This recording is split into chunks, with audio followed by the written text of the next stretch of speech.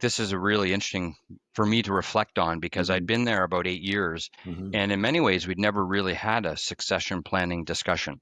In some ways, the first time it happened, it was almost a bit uncomfortable because it was almost, you wonder, geez, are they trying to send me a signal? It's time to go. Right. Yeah. But really, when I reflected back, it was sort of framed as, David, if you want to stay until you're 65, that's great.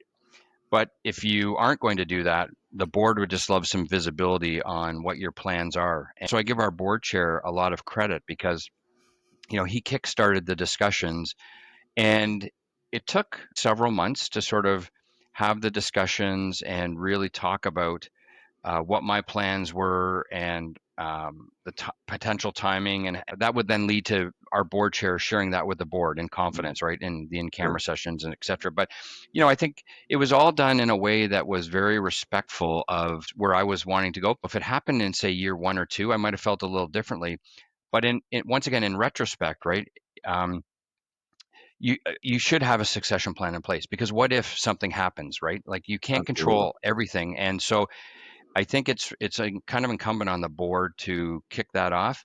I Hmm. also don't think the board chairs or boards necessarily want to have those conversations, in all honesty, because I think if you're a board member, right, hiring or firing a CEO is one of the core responsibilities. Yeah. But if do you really want to do that if you've got, like, that's not necessarily why you signed up to be a volunteer leader, right? You That's actually want to kind of steward the organization, make it more successful.